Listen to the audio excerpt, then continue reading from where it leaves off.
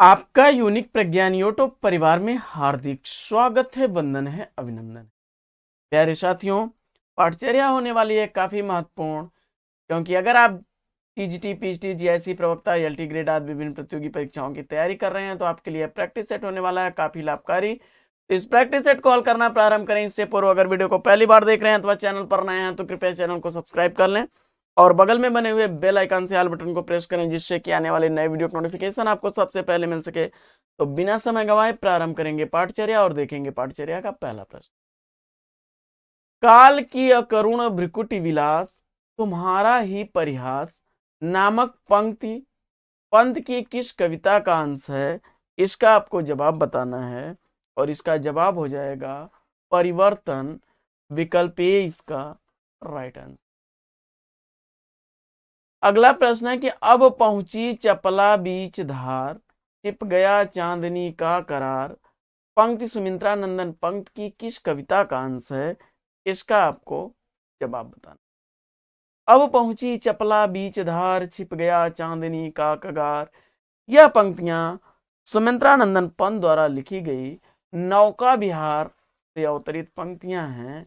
D विकल्प इसका right answer. अगला प्रश्न संख्या 3 है, बड़े ही इंपॉर्टेंट प्रश्न है। निराला के राम तुलसीदास के राम से भिन्न और भवभूति के राम के निकट है। निराला के राम तुलसी के राम से भिन्न और भवभूति के राम के निकट हैं, यह कथन किस आलोचक का है? इसका आपको जवाब बताना है और इसका जवाब अगर आपने डॉक्टर राम स्वरूप चतुर्वेदी को सेलेक्ट किया है विकल्प ए तो बिल्कुल राइट आंसर के साथ हैं। अगला प्रश्न संख्या 4 है कि राम की शक्ति पूजा में निराला की इन दो कविताओं का सार तत्व है। इसका आपको जवाब बताना है तो इसका जवाब हो जाएगा तुलसीदास और सरोज स्मृति विकल्प। अगला प्रश्न है कि किस छायावादी कवि ने संवाद शैली का सर्वाधिक प्रयोग किया है? तो संवाद शैली का सर्वाधिक प्रयोग करने वाले कवि कौन हैं? इसका आपको जवाब बताना है तो जवाब हो जाएगा विकल्प डी सूर्यकांत त्रिपाठी निराला। अगला प्रश्न है कि व्यवस्था प्रियता और विद्रोह का विलक्षण संयोग किस प्रयोगवादी कवि में सबसे अधिक मिलता है? इसका आपको जवाब बताना है और अगर इसका उत्तर आपने सेलेक्ट किया है विकल्प ए गजानन माधव मुक्तिबोध को तो बिल्कुल सही उत्तर के साथ हैं। अगला प्रश्न है कि ज्यामिति संगति गणित की दृष्टि से कृत भव्य नैतिक मान आत्मचेतन सूक्ष्म नैतिक मान अतिरेकवादी पूर्णता की तृप्ति करना कब रहा आसान? इन पंक्तियों में मुक्तिबोध, यह पंक्तियां मुक्तिबोध की किस कविता से ली गई हैं? इसका आपको जवाब बताना है और अगर आपने इसका उत्तर सेलेक्ट किया है ब्रह्म राक्षस विकल्प बी को तो बिल्कुल सही आंसर के साथ है। अगला प्रश्न है कि उस समय वह उस महत्ता का हम शरीकों के लिए उपयोग उस आंतरिकता का बताता मैं महत्व पंक्तियां मुक्तिबोध की किस कविता से ली गई हैं? तो इसका जवाब हो जाएगा ब्रह्म राक्षस विकल्प ए से अवतरित है। अगला प्रश्न है कि ऋतु वसंत का सुप्रभात था मंद मंद था नील बह रहा बालारुण की मृदु किरणें थी अगल बगल स्वर्णाभ शिखर थे। ये पंक्तियां नागार्जुन की किस कविता से ली गई पंक्तियां हैं? इसका आपको जवाब बताना है तो इसका सही जवाब क्या होगा? तो इसका सही जवाब हो जाएगा बादल को घिरते देखा पंक्तियां कविता से अवतरित पंक्तियां हैं। विकल्प सी इसका राइट आंसर। अगला प्रश्न है कि अकाल और उसके बाद नामक कविता के रचनाकार कौन हैं? तो अकाल और उसके बाद नामक कविता बाबा नागार्जुन द्वारा लिखी गई रचना है। विकल्प सी इसका सही। अगला प्रश्न है कि भारतीयकृत भारत दुर्दशा किस साहित्यिक रूप का हिस्सा है? भारतीयकृत भारत दुर्दशा किस साहित्यिक रूप का हिस्सा है? तो इसका जवाब हो जाएगा नाटक साहित्य, विकल्प 20 का राइट आंसर। अगला प्रश्न है कि आदमी कितना स्वार्थी हो जाता है जिसके लिए मरो वही जान का दुश्मन हो जाता है, यह कथन गोदान के किस पात्र का है? तो जवाब हो जाएगा यह कथन है गोदान के होरी का पात्र, विकल्प डी इसका राइट है। अगला प्रश्न है कि नारी में पुरुष के गुण आ जाते हैं तो वह उल्टा हो जाती है, यह कथन गोदान के किस पात्र का है? तो जवाब हो जाएगा यह राय साहब का कथन है, विकल्प ए इसका राइट है।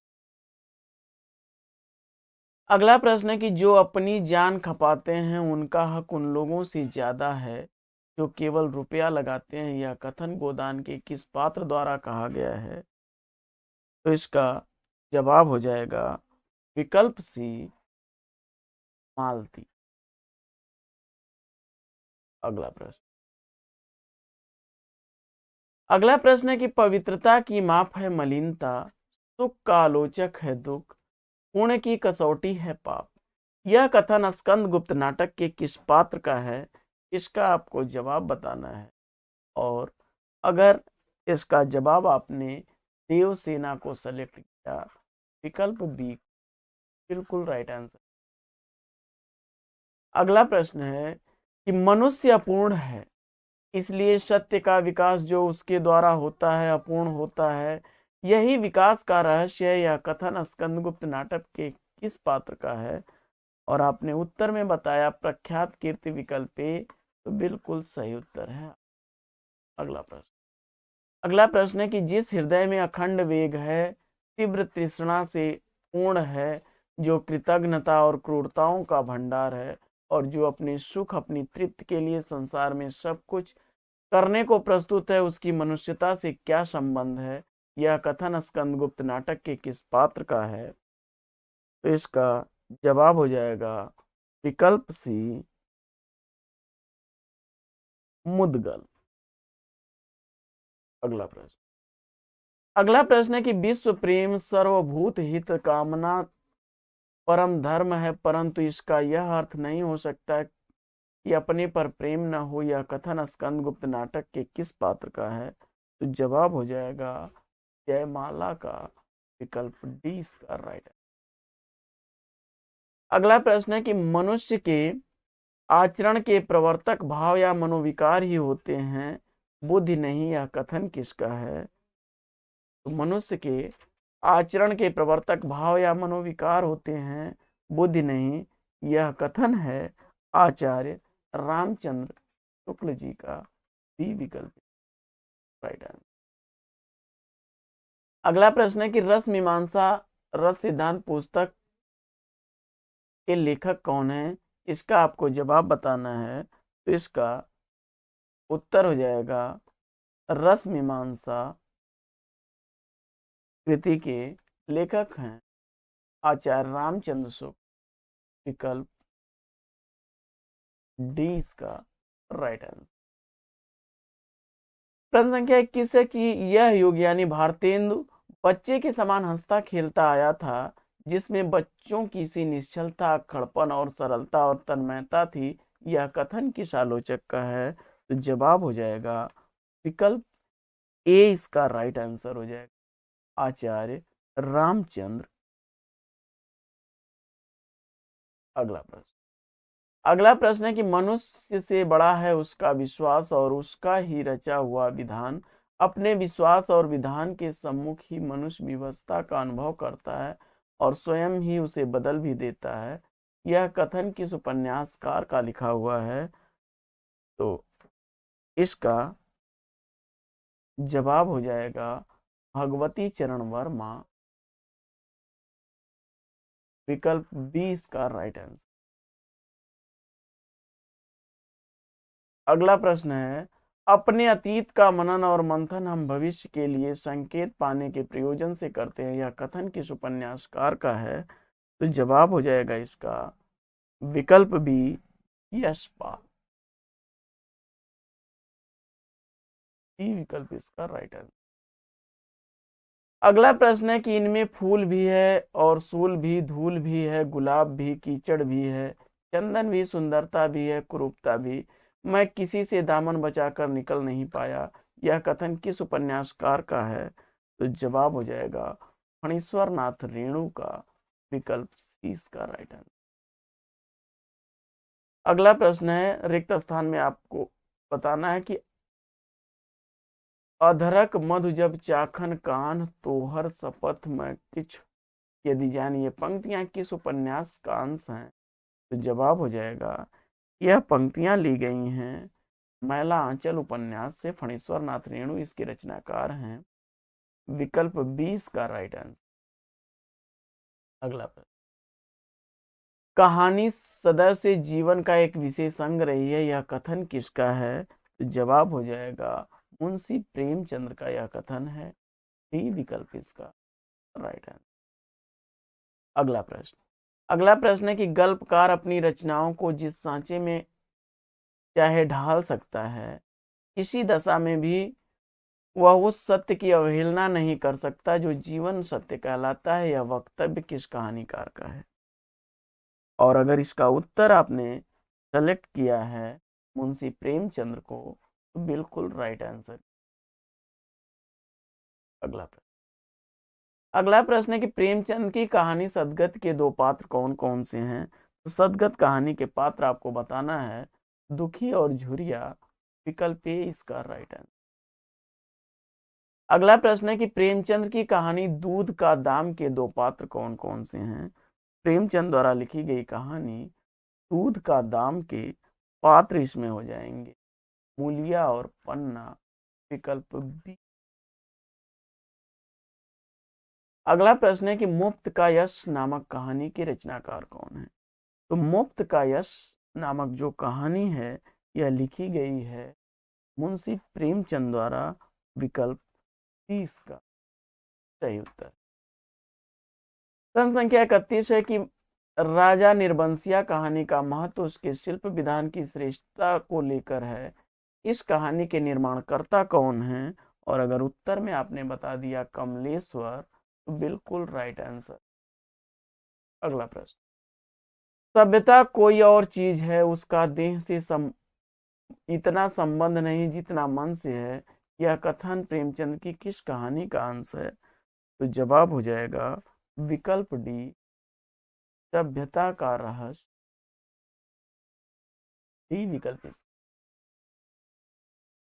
अगला प्रश्न है किंतु सबसे बड़ी विडंबना यह है कि इसके सारे दुर्गुण होते हुए भी मैं इनमें से एक दिन भी पृथक नहीं रह सकती, एक क्षण का वियोग नहीं सह सकती, इन सारे दोषों पर मुझे इनसे प्रगाढ़ प्रेम है, इसमें यह कौन सा गुण है जिस पर मैं मुग्ध हूं, मैं खुद नहीं जानती, पर इसमें ऐसी कोई पर इनमें कोई बात ऐसी है जो मुझे इनकी चेरी बनाए हुए है। यह पंक्तियां प्रेमचंद की किस कहानी का हिस्सा हैं? तो जवाब हो जाएगा नया विवाह, विकल्प डी।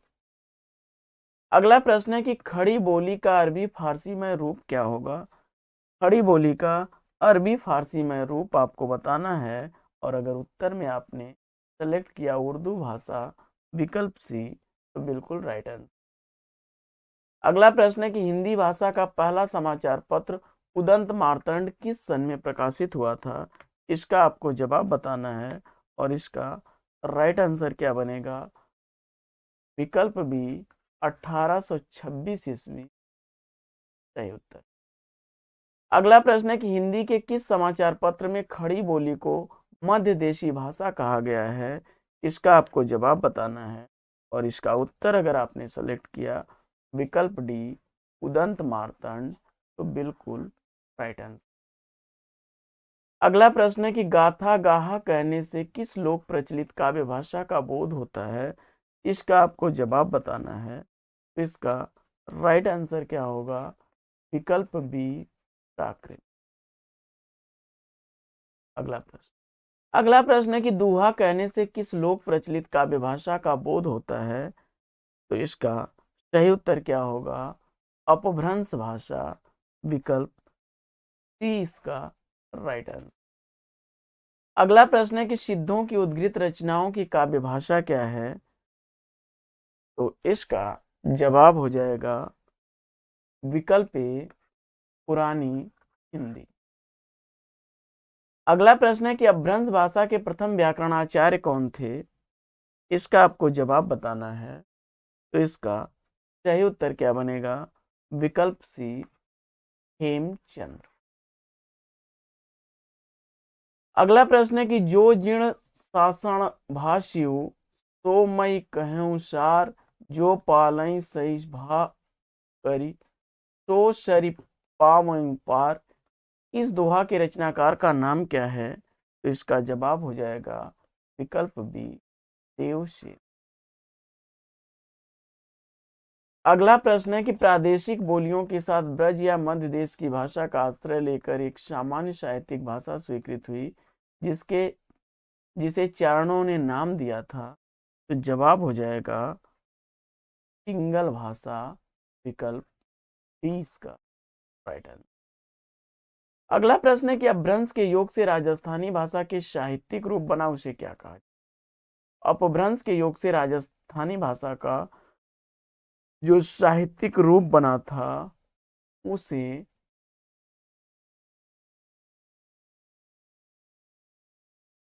डिंगल भाषा कहते हैं, विकल्प 20 का राइट आंसर। अगला प्रश्न है कि अमीर खुसरो ने जिन मुकरियों, पहेलियों और दो सुखनों की रचना की उसकी मुख्य भाषा कौन? तो जवाब हो जाएगा उसकी मुख्य भाषा खड़ी बोली है, विकल्प 20 का राइट आंसर। अगला प्रश्न है कि एक नार पिया को भानी तनवा को सगरा जो पानी, यह पंक्तियां किस भाषा की हैं? तो जवाब हो जाएगा यह ब्रज भाषा की पंक्तियां हैं, विकल्प इसका राइट आंसर। अगला प्रश्न है कि किस भाषा वैज्ञानिक ने बिहारी और मैथिली को मागधी से निकली होने के कारण हिंदी से पृथक माना है? इसका आपको जवाब बताना है। तो इसका राइट आंसर बनेगा चार्ल्स ग्रियर्सन ने, विकल्प राइट आंसर।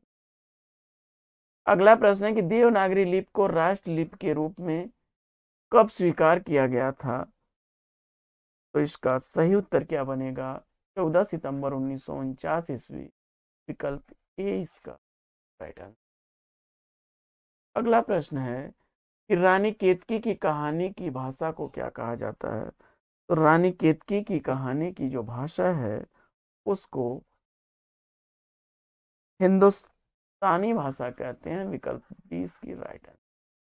अगला प्रश्न, निम्नलिखित भाषाओं में से किस भाषा का संबंध मध्यकालीन आर्य भाषा से नहीं है? और अगर इसका उत्तर आपने सेलेक्ट कर लिया विकल्प ए संस्कृत, तो बिल्कुल राइट आंसर। अगला प्रश्न है कि देवनागरी लिपि का विकास किस लिपि से हुआ है? तो देवनागरी लिपि का विकास ब्राह्मी लिपि से हुआ है, सी विकल्प इसका राइट आंसर। बांगरू बोली किस बोली से निकट संबंध है? तो बांगरू का संबंध जो है वह खड़ी बोली से है, डी विकल्प इसका।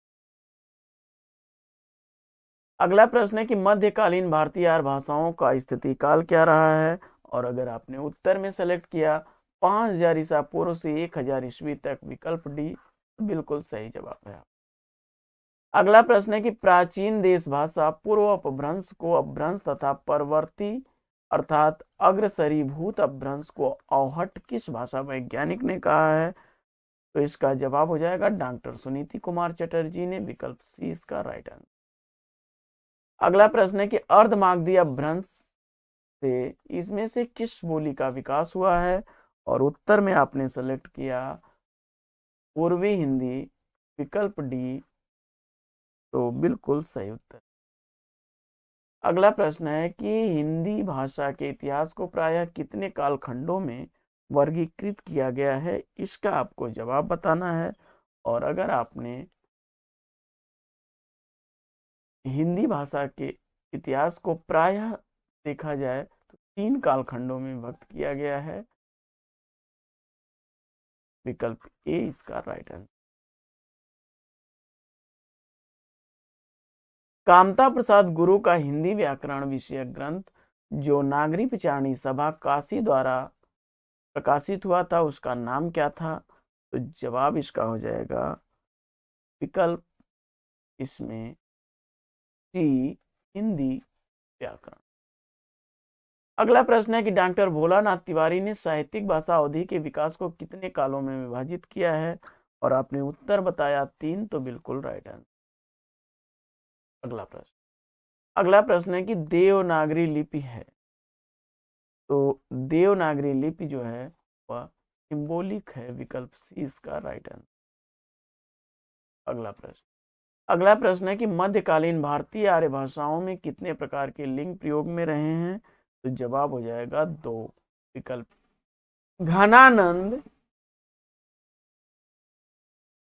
घनानंद किस बादशाह के आश्रित कवि थे? तो घनानंद मुहम्मद शाह के आश्रित कवि थे। अगर विकल्प सी आपने जवाब दिया है तो बिल्कुल सही उत्तर के साथ हैं आप।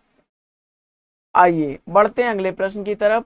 और दूसरा प्रश्न है प्रश्न संख्या 64 कि पपिहा जब पूछिए पीऊ कहाँ, समस्या पूर्ति किस कवि ने की थी? और इसके उत्तर में आपने सेलेक्ट कर लिया है अगर प्रताप नारायण मिश्र जी को, तो बिल्कुल सही उत्तर के साथ आप हैं। ए विकल्प इसका राइट आंसर है। अगला प्रश्न है कि बहादुर शब्द है, तो बहादुर शब्द जो है यह हिंदी भाषा का शब्द न होकर के बल्कि विदेशी भाषा तुर्की से आया हुआ शब्द है। डी विकल्प इसका राइट आंसर है। अगला प्रश्न है कि निराला की दर्शन प्रधान रचनाएं हैं, तो निराला की दर्शन प्रधान रचना जो है वह इसमें कौन सी हो जाएगी? और पंचवटी प्रसंग आपने उत्तर सेलेक्ट किया, बिल्कुल सही जवाब। अगला प्रश्न है कि सूची 1 को सूची 2 के साथ सुमेलित करना है, तो मिला लीजिए फटाफट आप लोग। तो इसमें जो है अंतिमा जो है अतिमा यह पंत की रचना है, गीत गुंज निराला की है, निशीथ राम कुमार वर्मा की और कानन कुसुम मुकुटधर पांडे की रचना है। तो विकल्प इसका बनेगा 2, 1, 3, 4। अगला प्रश्न विकल्प 2 इसका राइट आंसर हो जाएगा। अगला प्रश्न है कि विठल नाथ का शिष्य कौन इसमें से नहीं है? तो चीत स्वामी, नंददास और गोविंद स्वामी तीनों ही विठल नाथ के शिष्य हैं। तो आपने विकल्प ए सेलेक्ट किया होगा, तो बिल्कुल सही उत्तर आपने सेलेक्ट कर लिया है। परमानंद दास विठल नाथ के शिष्य नहीं है। अगला प्रश्न है कि पुर्तगाली शब्द का आपको चयन करना है, तो इसमें से पुर्तगाली शब्द कौन सा है इसका आपको जवाब बताना है। और अगर आपने पुर्तगाली शब्द परात सेलेक्ट किया है तो सी विकल्प आपका राइट आंसर है। अगला प्रश्न है कि परोपकार किस प्रकार का शब्द है? तो परोपकार पर धन उपकार परोपकार यह यौगिक शब्द है। बी विकल्प आपने चयन किया, बिल्कुल सही उत्तर है। अगला प्रश्न है कि श्रीधर पाठक ने गोल्ड स्मिथ की किस कृति का अनुवाद किया था? तो श्रीधर पाठक ने जो अनुवाद किया था वह गोल्ड स्मिथ की कृति हरमिट, द ट्रेवलर और डेजर्टेज विलेज तीनों ही रचनाओं का किया है। तो विकल्प इसका डी राइट आंसर है। अगला प्रश्न है कि स्वदेशी कुंडल में देशभक्तिपूर्ण कुंडलियां संकलित हैं, यह रचना किसकी है इसका आपको जवाब बताना है। तो इसका आपने उत्तर राय देवी प्रसाद पूर्ण को सेलेक्ट किया है, तो सी विकल्प आपके द्वारा दिया गया सही जवाब है। अगला प्रश्न है कि गौशाला में कौन सा समास है? गौशाला में आपको समास बताना है और आपने गौ के लिए शाला संप्रदान तत्पुरुष सेलेक्ट किया। डी विकल्प बिल्कुल सही जवाब है आपका। अगला प्रश्न है कि जयशंकर प्रसाद की किस कृति को पहले ब्रज भाषा में बाद में खड़ी बोली में रूपांतरित कर दिया गया? तो इसका जवाब आपने प्रेम पथिक सेलेक्ट किया, तो सही जवाब के साथ आप हैं, ए विकल्प इसका राइट आंसर है। अगला प्रश्न, अगला प्रश्न है कि कामायनी को छायावाद का उपनिषद किसने कहा है? कामायनी को छायावाद का उपनिषद किसने कहा है? कामायनी को छायावाद का उपनिषद कहने वाले हैं शांति प्रिय द्विवेदी जी। डी विकल्प इसका राइट आंसर है। अगला प्रश्न, अगला प्रश्न है कि बिना पलक या निमिख गिराए के लिए एक वाक्य क्या बनेगा? बिना पलक या निमिख गिराए के लिए एक शब्द आपको सेलेक्ट करना है और आपने उत्तर में सेलेक्ट कर लिया एक टक, तो बिल्कुल सही है। दर्शन प्रधान रचना इसमें से कौन सी है? तो निराला की दर्शन से प्रधान रचना इसमें पंचवटी प्रसंग है। डी विकल्प इसका राइट आंसर। प्रश्न संख्या 77 है कि निराला की यथार्थवादी रचना कौन सी है? तो सूर्यकांत त्रिपाठी निराला की यथार्थवादी रचना आपको बताना है, और अगर उत्तर में आपने सेलेक्ट किया विकल्प डी विधवा, बिल्कुल राइट आंसर के साथ हैं। अगला प्रश्न, अगला प्रश्न है कि वरदे वीणा वादिनी वरदे नामक गीत संकलित है किस रचना में? इसका आपको जवाब बताना है, और इसका उत्तर आपने सेलेक्ट किया गीतिका विकल्प बी, तो बिल्कुल सही उत्तर के साथ हैं। अगला प्रश्न, अगला प्रश्न है कि निराला के आध्यात्म गुरु कौन है? तो निराला के आध्यात्म गुरु कौन है, इसका आपको जवाब बताना है। तो आपने उत्तर सेलेक्ट कर लिया स्वामी विवेकानंद को, विकल्प बी, तो बिल्कुल सही जवाब के साथ हैं। अगला प्रश्न, अगला प्रश्न है कि राम की शक्ति पूजा का मुख्य कथानक कहां से लिया गया है? राम की शक्ति पूजा का मुख्य कथानक कहां से लिया गया है, इसका आपको जवाब बताना है, और इसका अगर उत्तर आपने सेलेक्ट किया है विकल्प सी बंगला रामायण, तो बिल्कुल सही जवाब है आपका। अगला प्रश्न, अगला है कि निराला की सबसे लंबी कविता इसमें से कौन सी है? तो सूर्यकांत त्रिपाठी निराला की सबसे लंबी कविता इसमें पंचवटी प्रसंग है। विकल्प सी इसका राइट आंसर। प्रश्न संख्या 82 है कि मंगला प्रसाद पारितोषिक पुरस्कार किस रचना को दिया गया है? तो मंगला प्रसाद पारितोषिक पुरस्कार से प्रकाशित रचना इसमें कौन सी है? तो जवाब हो जाएगा ऑप्शन सी कामायनी। लोकायतन के लिए पंत को सोवियत लैंड नेहरू पुरस्कार मिला था, और उर्वशी के लिए ज्ञानपीठ पुरस्कार दिया गया था दिनकर को। इसमें कामायनी विकल्प सी आपने सेलेक्ट किया, बिल्कुल सही जवाब है। अगला प्रश्न, अगला प्रश्न है कि प्रथम ज्ञानपीठ पुरस्कार पंत की किस रचना को दिया गया? तो सुमित्रानंदन पंत की किस रचना को ज्ञानपीठ पुरस्कार दिया गया, इसका आपको जवाब बताना है, और अगर आपने इसका उत्तर सेलेक्ट किया चिदम्बरा, तो बिल्कुल सही उत्तर के साथ हैं आप। अगला प्रश्न, अगला प्रश्न है कि निराला की साहित्य साधना भाग 3 नामक जीवनी के लेखक कौन हैं?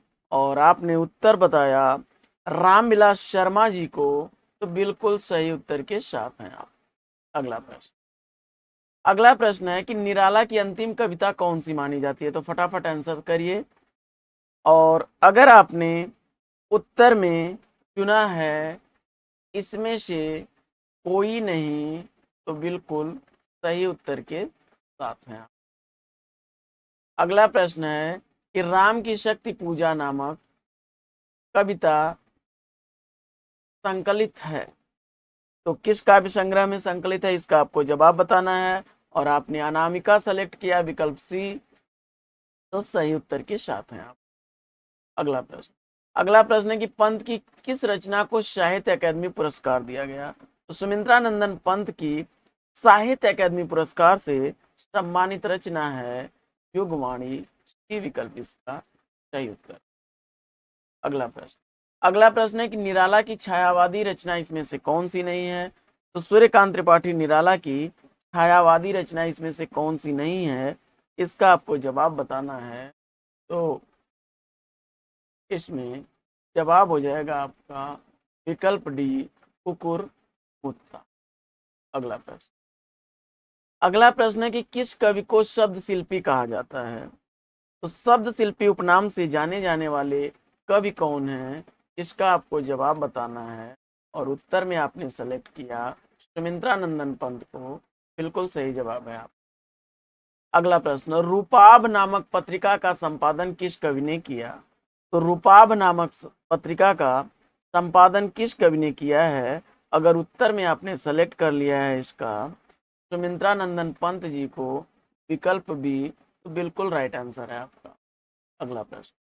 अगला प्रश्न है कि सुमित्रानंदन पंत की छायावादी रचना इसमें से कौन सी नहीं है, इसका आपको जवाब बताना है।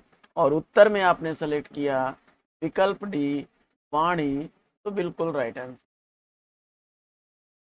अगला प्रश्न है कि सुमित्रानंदन पंत किस दर्शन से प्रभावित थे। तो सुमित्रानंदन पंत जी प्रभावित थे अरविंद दर्शन से, विकल्प सी इसका राइट आंसर। अगला प्रश्न है कि किस कवि ने प्रकृति का उद्दीपनात्मक चित्रण किया है। और आपने जवाब सेलेक्ट किया महादेवी वर्मा, विकल्प सी को, तो बिल्कुल राइट आंसर।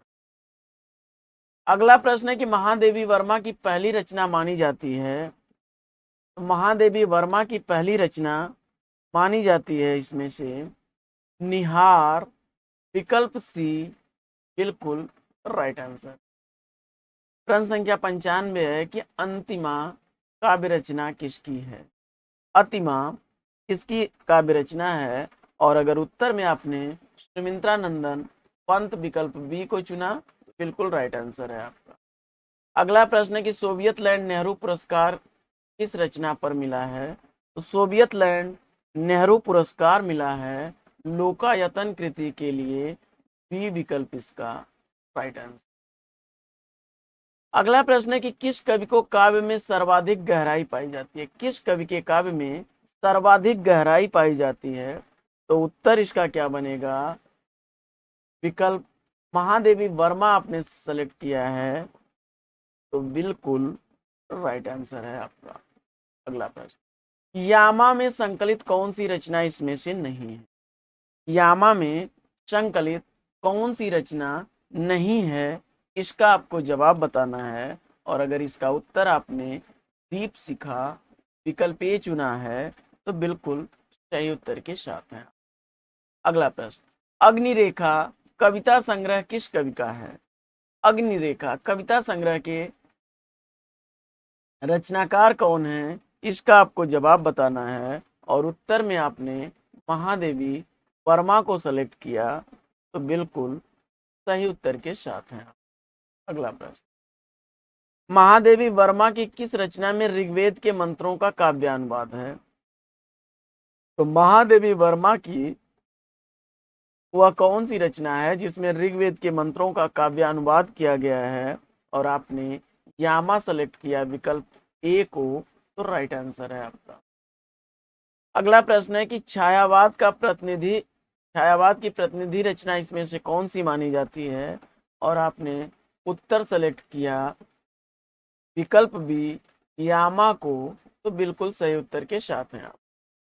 अगला प्रश्न है कि चांद नामक पत्रिका का संपादन किस रचनाकार ने किया। चांद नामक पत्रिका का संपादन किस रचनाकार ने किया, इसका आपको जवाब बताना है। और अगर इसका उत्तर आपने सेलेक्ट किया है महादेवी वर्मा ने, विकल्प सी, तो बिल्कुल राइट आंसर है आपका। अगला प्रश्न, ग्राम्य गीतों के संकलन किस रचना में है, इसका आपको जवाब बताना है। और अगर आपने सेलेक्ट कर लिया विकल्प ग्राम्य बी को, बिल्कुल राइट आंसर है आपका। अगला प्रश्न है कि भावों की मुक्ति छंदों की भी मुक्ति चाहती है। यहाँ भाषा भाव और छंद 3 स्वछंद हैं। यह पंक्ति किसकी है। तो जवाब हो जाएगा यह पंक्तियां कही गई हैं सूर्यकांत त्रिपाठी निराला जी द्वारा। विकल्प डी इसका राइट आंसर। अगला प्रश्न, अगला प्रश्न है कि मधु स्रोत रचना है। मधु स्रोत रचना के रचनाकार आचार्य रामचंद्र शुक्ल हैं। अगला प्रश्न, अगला प्रश्न है कि अन्याय जिधर है उधर शक्ति कहते छल छल हो गए नयन। इन पंक्तियों के रचनाकार कौन है? और जवाब में आपने सेलेक्ट किया सूर्यकांत त्रिपाठी निराला जी। तो विकल्प सी इसका बिल्कुल राइट आंसर है। अगला प्रश्न, अगला प्रश्न है कि मिटाता रंगता बारंबार कौन जग का वह चित्र आधार। यह पंक्तियां किसकी हैं? और आपने जवाब बताया क्या महादेवी वर्मा की पंक्तियां हैं विकल्प ए। तो बिल्कुल राइट आंसर के साथ हैं। अगला प्रश्न है कि किस कवि की काव्य यात्रा 300 सोपानों प्रकृति प्रगति और अध्यात्म में बांटी गई हैं? और अगर आपने इसका उत्तर सेलेक्ट किया है सुमित्रा नंदन पंत, विकल्प सी को बिल्कुल राइट आंसर है आपका। अगला प्रश्न है कि अप्सरा नामक कविता के रचनाकार कौन हैं? तो अप्सरा नामक कविता के रचनाकार हैं गोसाई दत्त, विकल्प डी इसका राइट आंसर। अगला प्रश्न है कि प्रथम रस्म का आना रंगनी तूने कैसे पहचाना। यह पंक्तियां किसकी हैं? और इसका उत्तर आपने सेलेक्ट किया। यह पंक्तियां सुमित्रा नंदन पंत की पंक्तियां हैं, विकल्प ए को बिल्कुल राइट आंसर। अगला प्रश्न है कि अंजलि काव्य संग्रह किस कवि का है? अंजलि काव्य संग्रह के रचनाकार कौन है? और अगर आपने उत्तर में सेलेक्ट कर लिया राम कुमार वर्मा जी को, विकल्प बी, तो बिल्कुल सही उत्तर के साथ है। अगला प्रश्न, अंतिम छायावादी काव्य संग्रह इसमें कौन सा माना जाता है? इसका आपको जवाब बताना है और उत्तर में आपने इसमें सेलेक्ट किया विकल्प सी, बिल्कुल राइट आंसर है कुंजन। अगला प्रश्न है कि आधुनिक युग की मीरा किसे कहा जाता है? तो आधुनिक युग की मीरा के नाम से प्रसिद्ध कवित्री हैं महादेवी वर्मा, विकल्प सी इसका सही उत्तर है। अगला प्रश्न है कि कौन सी रचना प्रबंध काव्य है इसमें? इसका आपको जवाब बताना है और अगर आपने सेलेक्ट किया है एकलव्य को, तो बिल्कुल सही उत्तर के साथ हैं आप। अगला प्रश्न, अगला प्रश्न है कि कामायनी एक पुनर्विचार के लेखक कौन है? कामायनी एक पुनर्विचार कृति के लेखक कौन है? और अगर आपने इसका जवाब सेलेक्ट किया विकल्प सी मुक्तिबोध को, तो बिल्कुल सही जवाब है आपका। अगला प्रश्न है कि किस रचना को एकार्थ काव्य भी कहा जाता है? इसका आपको जवाब बताना है। किस रचना को एकार्थ काव्य भी कहा जाता है? और अगर आपने जवाब में सेलेक्ट किया है कामायनी, विकल्प बी को, तो सही जवाब है आपका। अगला प्रश्न है कि पाखंड प्रतिषेध किसकी स्फुट कविताओं का संग्रह है? और जवाब में आपने सेलेक्ट कर लिया आचार्य रामचंद्र शुक्ल, विकल्प डी को बिल्कुल राइट आंसर है आपका। अगला प्रश्न है कि आंसू नामक रचना में किस छंद का प्रयोग किया गया है? तो आंसू नामक रचना जो है इसमें छंद प्रयुक्त हुआ है विकल्प बी सखी, विकल्प बी इसका राइट आंसर। अगला प्रश्न है कि छायावाद युग को सांस्कृतिक नवजागरण का युग किस विद्वान ने कहा? तो छायावाद युग को सांस्कृतिक नवजागरण का युग कहने वाले विद्वान हैं आचार्य नंदुलारे वाजपेयी जी, विकल्प डी इसका राइट आंसर। अगला प्रश्न है कि छायावाद का प्रवर्तक किसे माना जाता है? छायावाद का प्रवर्तक माना जाता है जय शंकर प्रसाद जी को, विकल्प 30 का सही उत्तर। अगला प्रश्न है कि निम्नलिखित में से छायावाद की विशेषता कौन सी नहीं है? इसमें छायावाद की विशेषता कौन सी नहीं है, इसका आपको जवाब बताना है। तो इसमें इतिवृत्त्यात्मकता यह द्विवेदी युग की विशेषता है, तो विकल्प ए इसका राइट आंसर हो जाएगा। अगला प्रश्न है कि रूप रास किसकी रचना है, और अगर आपने रूप रास कृति के रचनाकार सेलेक्ट किया है राम कुमार वर्मा जी को, तो विकल्प सी इसका बिल्कुल सही जवाब है। अगला प्रश्न है कि छायावाद तत्वतः प्रकृति के बीच जीवन का उद्गीत है, या कथन किसका है? जवाब हो जाएगा यह कथन है महादेवी वर्मा जी का, विकल्प बी इसका राइट आंसर। अगला प्रश्न है कि शोकोच्छ्वास रचना के रचनाकार कौन है? तो शोकोच्छ्वास कृति लिखी गई है जयशंकर प्रसाद द्वारा, विकल्प सी इसका राइट आंसर। और कविता को भाव योग की संज्ञा किसने दी है? तो कविता को भाव योग की संज्ञा देने वाले हैं आचार्य रामचंद्र शुक्ल जी, डी विकल्प इसका सही उत्तर है। तो साथियों, यह पाठचर्या कैसी लगी? अगर वीडियो अच्छा लगा हो तो वीडियो को लाइक करके दोस्तों में शेयर कर दीजिए। चैनल पर अगर पहली बार हैं तो चैनल को सब्सक्राइब कर लीजिए। तो फिर मिलते हैं आपसे अगले वीडियो में एक नए प्रकरण, एक नए टॉपिक, एक नए अंदाज में। तब तक के लिए लेंगे आपसे विदा, लेकिन आपसे लें हम विदा उससे पूर्व आप वीडियो को लाइक और शेयर कर दीजिए। चैनल पर अगर पहली बार हैं तो चैनल को सब्सक्राइब कर लीजिए और बगल में बने हुए बेल आइकन से ऑल बटन को भी प्रेस करिए, जिससे कि आने वाले नए वीडियो का नोटिफिकेशन आपको सबसे पहले मिल सके। और वीडियो से संबंधित पीडीएफ प्राप्त करने के लिए आप हमारा टेलीग्राम चैनल यूनिक प्रज्ञान ज्वाइन करें, जिसका लिंक आपको वीडियो के डिस्क्रिप्शन में मिल जाएगा, अथवा आप UNIQUEPRAGYAN टाइप करें और टेलीग्राम चैनल को ज्वाइन कर लें। तो साथियों, फिर मिलते हैं अगले वीडियो में एक नए प्रकरण, एक नए टॉपिक, एक नए अंदाज में। तब तक के लिए लेंगे आपसे विदा। आपका जीवन मंगलमय हो। वेस्ट विशेष वेस्ट आप लग। जय हिंद साथियों।